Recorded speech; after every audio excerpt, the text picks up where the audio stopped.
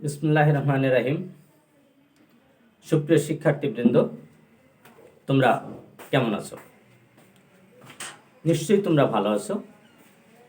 তোমরা সব সময় ভালো থাকো এই কামনা করি, এবং আমি যেন ভালো থাকি সেজন্য তোমাদের কাছে দোয়া প্রার্থনা করি। সুপ্রিয় শিক্ষার্থীবৃন্দ, আজকে আমার এই অনলাইন ক্লাসে তোমাদেরকে জানাচ্ছি স্বাগত। আমি মোহাম্মদ মতিউর রহমান খান, সহকারী অধ্যাপক, অর্থনীতি বিভাগ, তেঁতুলিয়া সরকারি কলেজ, তেঁতুলিয়া, পঞ্চগড়। আমার আজকের এই অনলাইন ক্লাসে বাংলাদেশের কৃষি সম্পর্কে আমি তোমাদেরকে পড়াচ্ছিলাম। আজকেও সেই কৃষি সম্পর্কে তোমাদেরকে আমি পড়াবো। কৃষি ঋণ, গত ক্লাসে আমরা দেখেছিলাম কৃষি ঋণ কি, কৃষি ঋণের প্রয়োজনীয়তা কতটুকু আমাদের বাংলাদেশের কৃষকদের রয়ে গেছে, অতটুকু আমরা দেখেছি। আজকে আমরা দেখব যে বাংলাদেশের কৃষি ঋণের উৎসগুলি কি। আমাদের দেশ, তোমরা জানো যে আমাদের দেশ কৃষি ভিত্তিক দেশ, কৃষি নির্ভরশীল একটি দেশ, এবং এই দেশের শতকরা প্রায় ৭৫ জন লোক কৃষি কাজের সাথে জড়িত। কিন্তু তারা এতটাই অসচ্ছল যে তাদের কৃষি উৎপাদন করতে গেলেই তাদের ঋণের প্রয়োজন পড়ে। যার জন্য আমরা ওই কৃষি ঋণের উৎসকে আমরা দেখব যে কোন কোন খাত থেকে আমরা কৃষি ঋণ পেয়ে থাকি।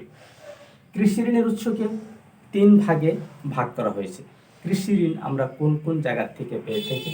একটা হলো অনানুষ্ঠানিক ও অপ্রাতিষ্ঠানিক উৎস, উপানুষ্ঠানিক উৎস এবং আনুষ্ঠানিক বা প্রাতিষ্ঠানিক উৎস। মূলত এই 3টা উৎস থেকে আমরা কৃষি ঋণ পেয়ে থাকি। প্রথমত দেখো অনানুষ্ঠানিক বা অপ্রাতিষ্ঠানিক উৎস। অনানুষ্ঠানিক ও অপ্রাতিষ্ঠানিক উৎসগুলোর মধ্যে প্রথমে রয়ে গেছে গ্রাম্য মহাজন। গ্রাম্য মহাজন, একটা জিনিস তোমরা নিশ্চয়ই খেয়াল করেছো যে অপ্রাতিষ্ঠানিক উৎস, অপ্রাতিষ্ঠানিক উৎস হলো এরকমই একটা উৎস যে উৎস থেকে আমাদের দেশের কৃষকরা ঋণ গ্রহণ করলে পরে সরকারের কোনো নিয়মই সেখানে চলে না। তার মানে সরকারের ঋণ দানের যে নিয়ম আছে সমস্ত নিয়মকে অবজ্ঞা করে আমাদের দেশের কৃষকরা ঋণ গ্রহণ করে অপ্রাতিষ্ঠানিক উৎস থেকে। তার মধ্যে আছে গ্রাম্য মহাজন। গ্রাম্য মহাজনরা আমাদের দেশের কৃষকদের এই দুর্বলতাটা, এই অসচ্ছলতাটাকে পুঁজি করে তারা তাদের ব্যবসা পরিচালনা করে। প্রত্যেকটা গ্রামেই এরকম আছে। দেখা যাচ্ছে যে তারা ধনাঢ্য ব্যক্তি, তাদের কাছে সবসময় কিছু টাকা গচ্ছিত থাকে। যখনই কোনো কৃষক বিপদে পড়ে তখন তাদের দ্বারস্থ হয়, এবং তারা তখন চড়া সুদে, সরকারি যে রেট আছে সুদের, সে সমস্ত ছাড়িয়ে অনেক উপরে তারা চলে যায়।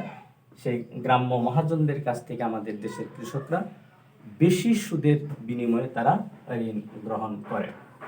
গ্রাম্য ব্যবসায়ী ও দোকানদার আরেকটা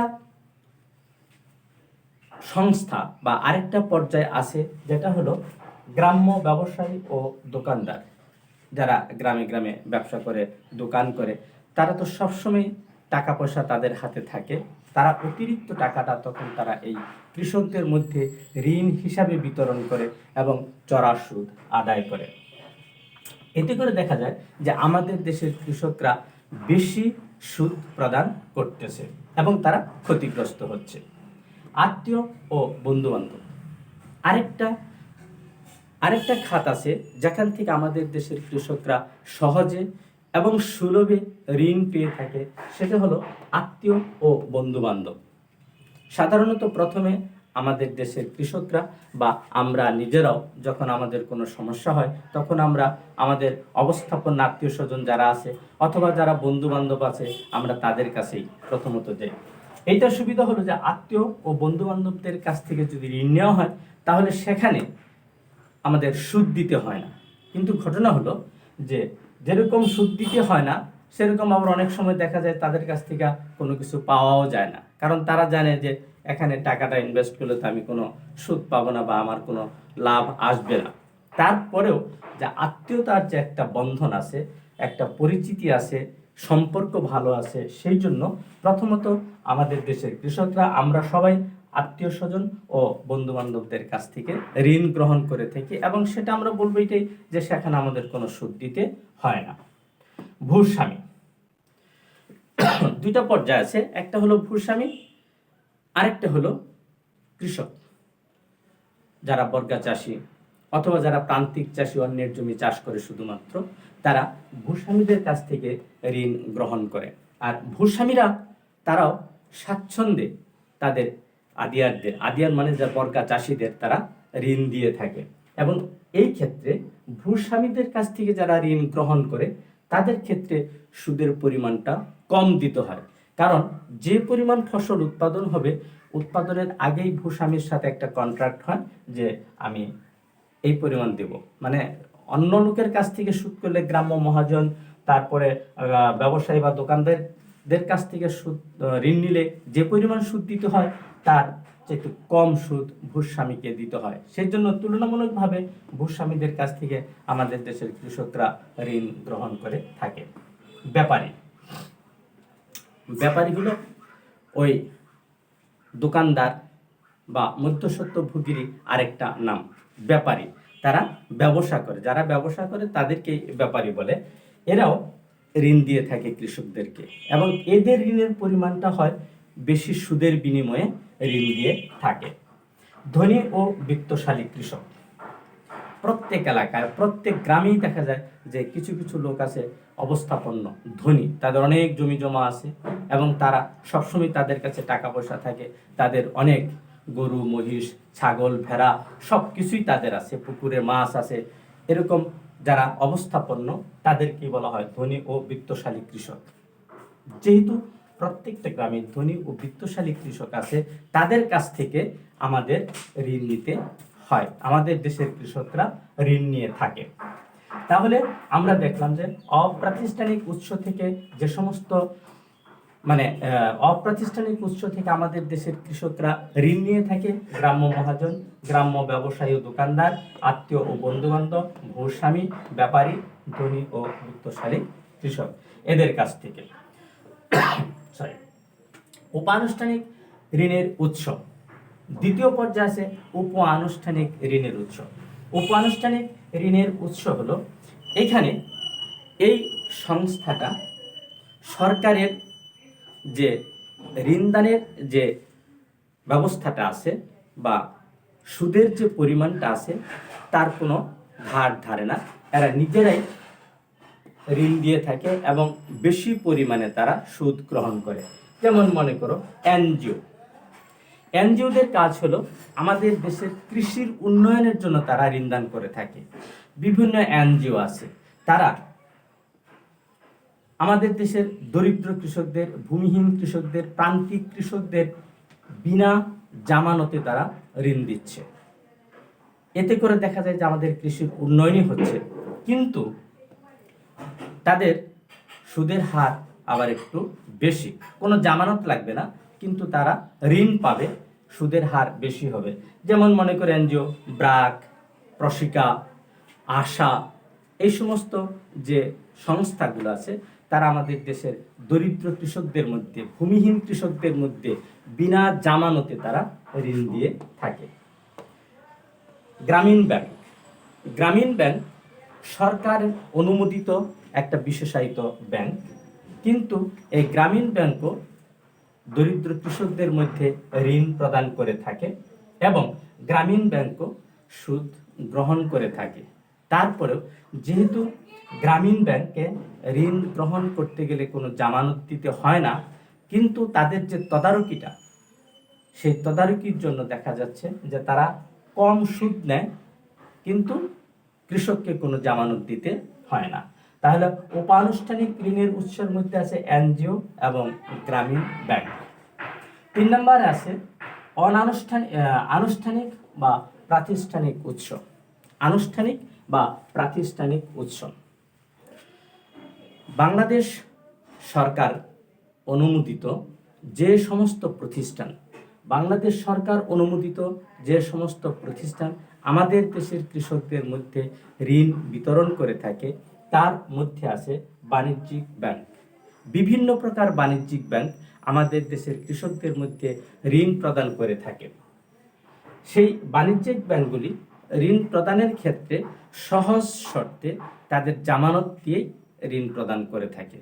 তাদেরকে জামানত দিতে হয়, জামানতের বিনিময়ে তারা ঋণ পেয়ে থাকে এবং সেই বাণিজ্যিক ব্যাংকগুলি বিভিন্ন আমাদের দেশের বিভিন্ন এলাকায় ছড়িয়ে ছিটিয়ে আছে। তারা আমাদের দেশের প্রান্তিক কৃষকদের, ভূমিহীন কৃষকদের বা দরিদ্র কৃষকদেরকে ঋণ দিয়ে থাকে। বাংলাদেশ কৃষি ব্যাংক নামই আছে বাংলাদেশ কৃষি ব্যাংক। আমাদের দেশের কৃষি ব্যাংক সারা দেশব্যাপী এর শাখা বিস্তৃত। সে কৃষি ব্যাংক শুধুমাত্র কৃষকদের উন্নয়নের জন্য তারা ঋণ দিয়ে থাকে, বাংলাদেশ কৃষি ব্যাংক। কিন্তু তাদেরকে আবার জামানত দিতে হয়, কৃষকদেরকে জামানত দিয়ে তারপরে তাদেরকে ঋণ নিতে হয়। তারপর আছে রাজশাহী কৃষি উন্নয়ন ব্যাংক। রাজশাহী কৃষি উন্নয়ন ব্যাংক রাজশাহী বিভাগের কৃষকদের উন্নয়নের জন্য শুধুমাত্র রাজশাহী কৃষি উন্নয়ন ব্যাংক হয়েছে আমাদের বরেন্দ্র ভূমিটার জন্য, যে রাজশাহী কৃষি উন্নয়ন ব্যাংকের উদ্দেশ্য হলো শুধু রাজশাহী ডিভিশনে, রাজশাহী বিভাগের কৃষকদের উন্নয়নের জন্য তারা ঋণ দিয়ে থাকে। এবং এক্ষেত্রে দেখা যায় যে তারা সুদের পরিমাণ সরকার নির্ধারিতটাই নেয়, কিন্তু তাদেরকে জামানত দিতে হয়। এইভাবে রাজশাহী কৃষি উন্নয়ন ব্যাংক আমাদের কৃষকের উন্নয়নের জন্য এগিয়ে এসেছে। সমবায় ব্যাংক আমাদের দেশের আর্থিক প্রতিষ্ঠানসমূহ সমবায় ব্যাংক। তারপরে আছে সমবায় সমিতি। এই সমবায় ব্যাংক এবং সমবায় সমিতির মাধ্যমেও আমাদের দেশের কৃষকরা ঋণ পেয়ে থাকে। এতে করে দেখা যায় এই যে সমবায় ব্যাংক এবং সমবায় সমিতির মাধ্যমে আমাদের দেশের কৃষকরা ঋণ পেয়ে থাকে এবং এখানেও সুদের পরিমাণ অনেক সুদ দিতে হয়। বাংলাদেশ ব্যাংক সরাসরি কোনো কৃষকদেরকে ঋণ দিয়ে থাকে না। বাংলাদেশ ব্যাংক সরাসরি কোনো ঋণ দেয় না, তার বিভিন্ন সংস্থার মাধ্যমে, তফসিলি ব্যাংকগুলির মাধ্যমে বাংলাদেশ ব্যাংক ঋণ দিয়ে থাকে। বিশেষ করে যখন আমাদের দেশের অন্যান্য আর্থিক প্রতিষ্ঠানসমূহ অর্থ কষ্টে থাকে বা অর্থের টানাটানির মধ্যে থাকে, তখন বাংলাদেশ ব্যাংকের দ্বারস্থ হয়। সেজন্য আমাদের দেশের ব্যাংকে বলা হয় যে সকল ব্যাংকেরই মুরব্বি হলো বাংলাদেশ ব্যাংক। সরকারের নির্দিষ্ট ঋণদানের কোনো ব্যবস্থা নেই, সরকারের নির্দিষ্টভাবে ঋণ দেওয়ার। সরকার কোনো ঋণ দেয় না, কিন্তু কথা আছে বিভিন্ন সময় দেখা যায় যে বিভিন্ন প্রাকৃতিক দুর্যোগের সময় যে সমস্ত ন্যাচারাল ক্যালামিটিসগুলা আমাদের দেশে আবির্ভূত হয়, সেইগুলোর কারণে দেখা যায় সরকারকে তখন বাধ্য হয়ে ঋণ দিতে হয়, এবং সেটাও সরকার সরাসরি না দিয়ে কোনো প্রকল্পের মাধ্যমে সমবায় ব্যাংক বা সমবায় সমিতি অথবা রাজশাহী কৃষি উন্নয়ন ব্যাংক বা কৃষি ব্যাংক অথবা বাণিজ্যিক ব্যাংকের বিভিন্ন শাখার মাধ্যমে সরকার কৃষকদের সাময়িক বিপদ থেকে উদ্ধারের জন্য ঋণ প্রদান করে থাকে। বাংলাদেশ পল্লী উন্নয়ন বোর্ড এই বাংলাদেশ পল্লী উন্নয়ন বোর্ডটাও কৃষির সাথে জড়িত। আমাদের দেশে বীজ, সার, তারপরে চাষাবাদের জন্য যে সমস্ত উপকরণ, সেই সমস্ত উপকরণগুলা ক্রয়ের জন্য এই বাংলাদেশ পল্লী উন্নয়ন বোর্ড কৃষকদের মধ্যে ঋণ বিতরণ করে থাকে, যাতে করে কৃষকরা সহজে উন্নত মানের বীজ, ভালো সার, সেচ যন্ত্র কেনার জন্য তারা যে পরিমাণ টাকা দরকার সেখান থেকেও তারা ঋণ দিয়ে থাকে। এইভাবে বাংলাদেশ পল্লী উন্নয়ন বোর্ড আমাদের কৃষকদেরকে সহযোগিতা করে থাকে। সুপ্রিয় শিক্ষার্থীবৃন্দ, তাহলে আমরা আজকে দেখলাম যে বাংলাদেশ কৃষি ঋণের উৎসগুলা কি। বাংলাদেশ কৃষি ঋণের উৎস মূলত তিনটা। একটা হলো অনানুষ্ঠানিক বা অপ্রাতিষ্ঠানিক উৎস, আরেকটা হলো উপ আনুষ্ঠানিক উৎস, আরেকটা হলো আনুষ্ঠানিক বা প্রাতিষ্ঠানিক উৎস। আনুষ্ঠানিক বা প্রাতিষ্ঠানিক উৎস, এই অনানুষ্ঠানিক ও অপ্রাতিষ্ঠানিক উৎসকে আবার আমরা দেখতেছি গ্রাম্য মহাজন, গ্রাম্য ব্যবসায়ী ও দোকানদার, আত্মীয় ও বন্ধুবান্ধব, ভূস্বামী, ব্যাপারী, ধনী ও বিত্তশালী কৃষক, এদের কাছ থেকে আমরা আমাদের দেশের কৃষকরা ঋণ পেয়ে থাকি। আর উপানুষ্ঠানিক উৎসের মধ্যে, ঋণের উপানুষ্ঠানিক উৎসের মধ্যে আছে এনজিও ও গ্রামীণ ব্যাংক। আর প্রাতিষ্ঠানিক উৎস তো সরাসরি বাংলাদেশ সরকার বা বাংলাদেশ ব্যাংকের অধীনে থেকেই তারা বিভিন্নভাবে আমাদের দেশের দরিদ্র, প্রান্তিক, ভূমিহীন এবং মধ্যবিত্ত কৃষকদেরকে ঋণ দিয়ে থাকে। সুপ্রিয় শিক্ষার্থীবৃন্দ, তাহলে তোমরা নিশ্চয়ই বুঝতে পেরেছ যে আমাদের বাংলাদেশের কৃষি ঋণের উৎসগুলি কি। ঠিক আছে, তাহলে আমরা আজ এ পর্যন্তই রাখবো। তোমাদের কাছে একটি কথা থাকবে যে তোমরা বাহিরে খুব একটা যাবে না।